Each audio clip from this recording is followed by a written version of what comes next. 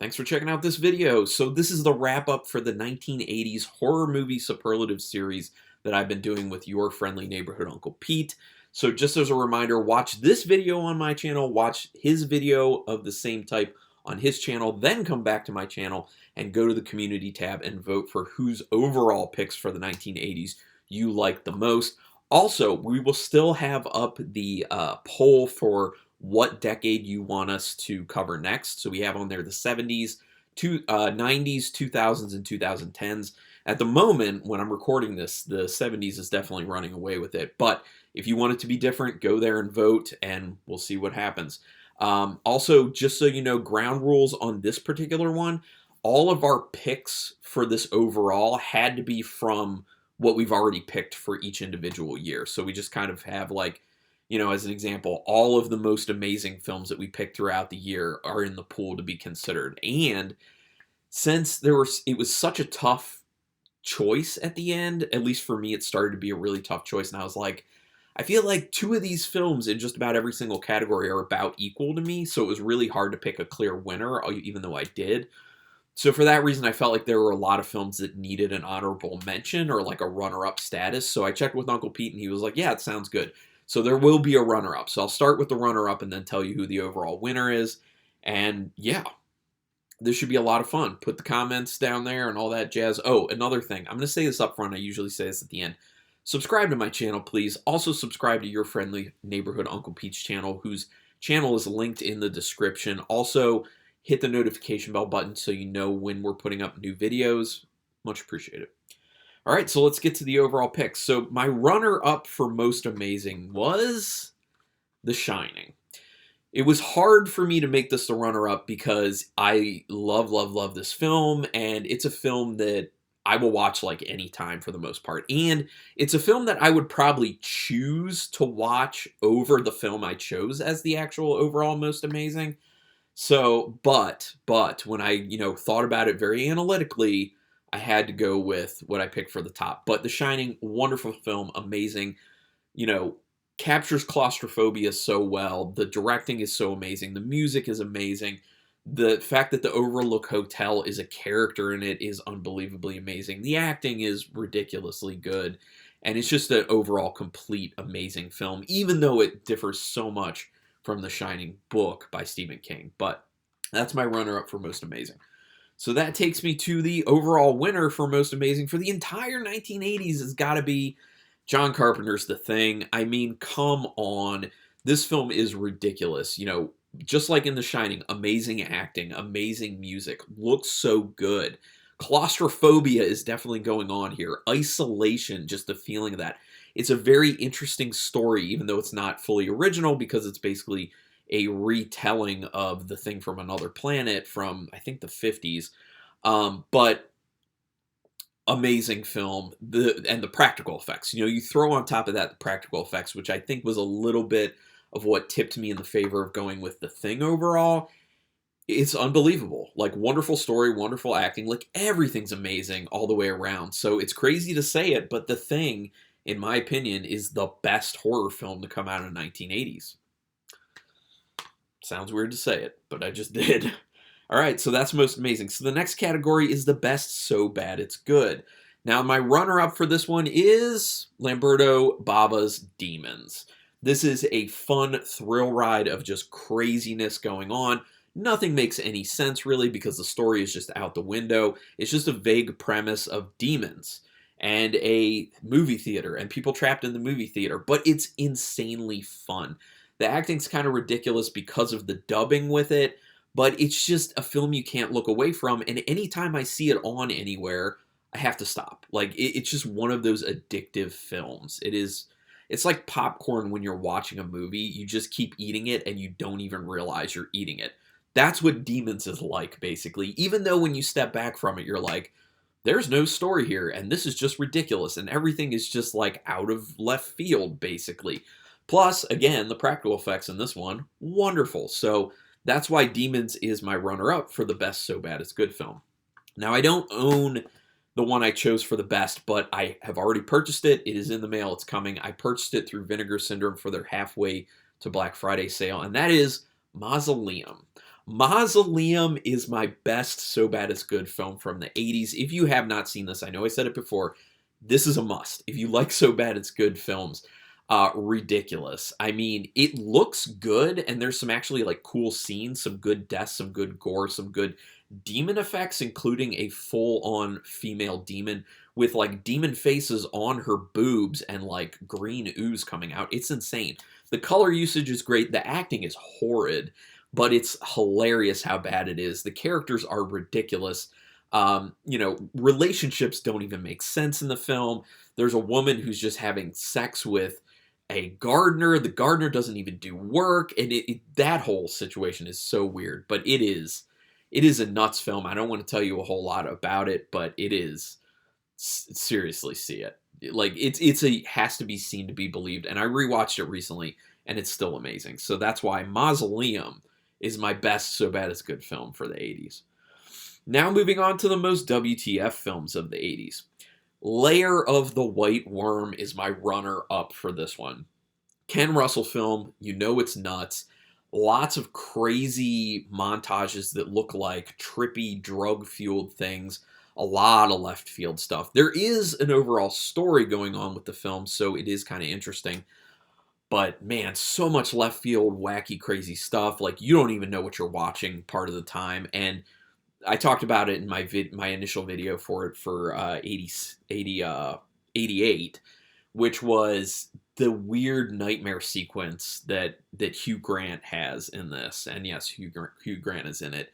It's just so odd. Yeah, there's a meaning to it, but it's just really weirdly put together. The whole film is weirdly put together. And like I said, there's a sacrifice that's going to happen in it to this giant white worm, and there's a woman who's tied up, and then another woman who's coming at her with this like ancient sacrificial strap on. Like it is, just think conceptually out there. This film is that. So Lair of the White Worm is my runner-up for most WTF, and that leads me to my ultimate pick for most WTF. That is Spookies. I'm sure a lot of people saw this one coming for me because I love Spookies and how ridiculous it is. And it's not just about how nonsensical and stupid the film is and how bad the acting is and how everything just seems out of left field. And it's like everything's in it, including the kitchen sink.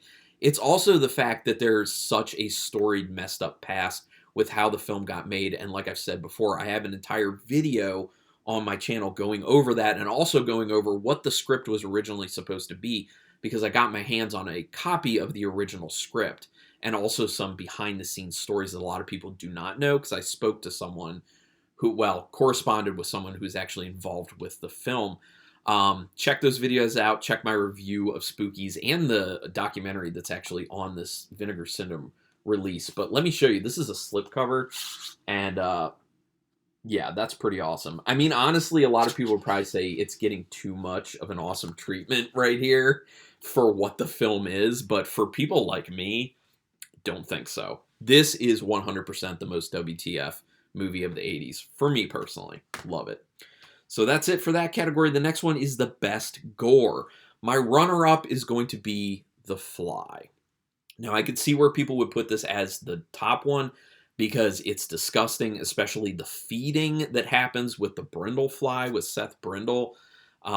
Amazing performances in this film, Gina Davis and Jeff Goldblum. I love the film. It's a phenomenal Cronenberg film.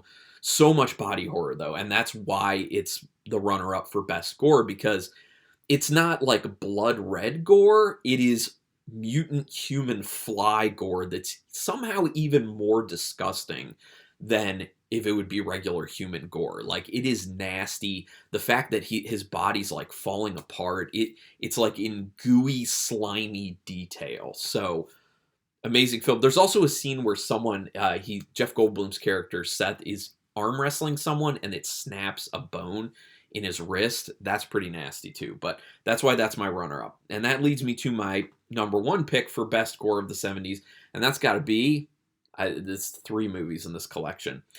City of the Living Dead. The gore, it comes down to me picking this over that because the individual gore gags in this are awesome. the heads being grabbed and the brains just being pulled out like there aren't even skulls that exist in people's heads, or these zombies are that strong they can just do that. All the guts, like actual guts coming out of someone's mouth that I think were actually like pig intestines and stuff like that, and tons of blood, and that scene is just so long, like prolonged. And then my favorite, everyone's probably favorite who's seen the film, the drill through the head scene, which when you first see it and you're like, this is from the 80s, you're like, early 80s too, you're like, how? Like, how did they even pull this off? It looks so realistic, and the dread leading up to the drill actually going in and how they prolong that scene, you just feel it. You're just like, oh my gosh, I feel like I want to look away, but I cannot look away. So that is why my number one pick for best score for the 80s is City of the Living Dead. Now that's going to bring me to the category of most unique. Now the runner-up for most unique is Tetsuo, the Iron Man, because like I said before, this film is nuts. It's not a conventional film at all. It just moves. It's so frantic, and it never stops. And the fact that it's about a guy who hits a metal fetishist with his car and then starts turning into a metal person and then finds another metal person in the end, and they have some sort of like soul connection / sexual connection. Like, it's amazingly unique. I wouldn't say it's a film I could watch a whole lot, but I appreciate it for what it is. It is insanely punk for its time period. It goes against like all conventions of filmmaking for the most part, but it blazes its own path. And that's why I've picked Tetsuo, the Iron Man, as my runner-up pick for most unique. And that leads me to my overall most unique for the 80s, The Evil Dead, which I have the box set back here, the most recent one, the Groovy Collection, which is super awesome. It's not just because the storyline for The Evil Dead was the first to kind of do kind of zombie, but also like demonic possession type thing. It's also because the filmmaking was new. You know, a lot of the camera work was new. A lot of what was being done with the practical effects was new. It was a groundbreaking film for its time, and a lot of people took that as inspiration and applied it to their own films that were made after. People are still doing that to this day. So it's not just about what's in the film and what's on camera. It's about how it changed things in film, specifically horror genre. So that is why The Evil Dead is my number one pick for the most unique film from the 80s. Now we go to most overrated, and obviously I'm not going to own any of these. So my runner-up for the most overrated is The Prowler. Yes, I know there are good kills in The Prowler, done by Tom Savini, but that's the only decent thing about the film. The story is unbelievably boring. The killer is very uninspired. The pacing is horrid. It's not a fun movie at all. The only thing that is fun are those kill scenes. And they're fleeting. You know, they happen and then they're gone. So really, if you want to watch the film or you want to know what these kill scenes are about, I'm going to bet you someone put together a mash of all the kill scenes on YouTube. So just do that, and you don't even need to see the film because it is that boring and stupid. Anyway, so that's my runner-up is The Prowler. My winner for the most overrated film of the 80s is Pumpkinhead. Now, I had someone comment when I picked it before that the story behind Pumpkinhead is actually very compelling. I agree. The story is very interesting because it is about a father who is grieving his son's loss and the lengths he will go to for revenge, and then the kind of monster that revenge turns him into. So it's a great concept, but the execution is awful in my opinion. The pacing is the worst I've ever seen. They made a cool creature in actual Pumpkinhead, but he needs to be in it so much more, because why are you going to make something that looks that good, especially in like good lighting on film, and not use it more? It's boggles my mind. And the fact that people like will actively talk about this film, like, it's definitely overrated for me for that reason. Like, I hear enough about this film and I'm just like, I don't get it. That's why it is my number one pick for most overrated for the 80s. I hear way more about Pumpkinhead than I do hear about The Prowler. So that's why I kind of picked Pumpkinhead over The Prowler. So that's my thoughts on it. Now, the last category, most underrated. I love this category because it has brought some films to the forefront of letting other people know about, and then they can go and check them out. And also, in turn, when you guys leave your picks, I get to hear about ones that I didn't know about because they are underrated. So, my runner up, and this was a tough one, my runner up for the 80s is Life Force. Tobe Hooper's film Life Force, literally space vampires. If you have not seen Life Force, you need to. Shudder is adding it in July. Well, Reed adding it in July because I already had it. Make it a priority to see it. When it was on there before, it didn't stick around too long. It looks beautiful, amazingly shot. Potentially Tobe Hooper's best film after Texas Chainsaw Massacre. Actually, probably, I mean, definitely his best film after that. But I don't hear it talked about. People do not talk about Life Force. I'll hear a person here or there. But literally, space vampires. And the story is executed so well. And it has a Patrick Stewart performance in it. It's very, I think, pretty early Patrick Stewart performance. The film is phenomenal. It looks great. It's got a great story. Unbelievably compelling. Really good effects, too. Like I said, the second best Tobe Hooper film ever done. You gotta check out Life Force. So then you would ask yourself, what is Carlin's number one pick for the 80s for most underrated? The Company of Wolves. Mainly because I've heard people here and there talk about Life Force. I don't hear a single person talk about The Company of Wolves. And that film is ridiculously good. It is the most compelling, most amazingly done adaptation or different take on Little Red Riding Hood tale. It has a dreamlike quality to the entire film. The acting is so interesting. There's this weird / interesting fusion of the fairy tale with sexuality. It's literally about a woman, a girl becoming a woman, and the analogy that's thrown in there of wolves kind of to the townsfolk, wolves being those kind of predators who are looking to kind of take her virginity. But she comes to a different conclusion. She's kind of looking at it as, is this liberation for me? And is it more comfortable in life to be in the company of wolves? The other thing is there are amazing scenes in this, especially the scene during a wedding in like a story flashback where a bunch of people turn into wolves. The wolf transformations are really cool. There are some really wacky, crazy moments that you won't see coming, so I won't talk about those too much, but it's an amazing film, and that is why it's my number one pick for the most underrated film from the 1980s. See it. That wraps it up. This has been a lot of fun. I have to say thank you to everyone who's watched these videos, and especially everyone who's commented, with their own picks and co-signing my picks or Uncle Pete's picks, because it's been a lot of fun. So I'm interested to see where we go next. Like I said, make sure you go and vote. Finish this video. Go watch Your Friendly Neighborhood Uncle Pete's video. Like I said, his channel's in the description. Then come back, go to the community tab, and vote on who's you like most. And make sure you vote for which decade you want covered next.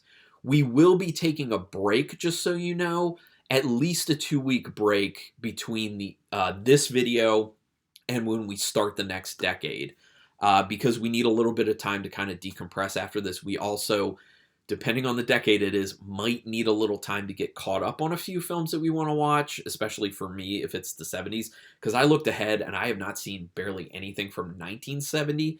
I've seen a decent amount of stuff from the 70s, but 1970 for some reason, big blind spot for me.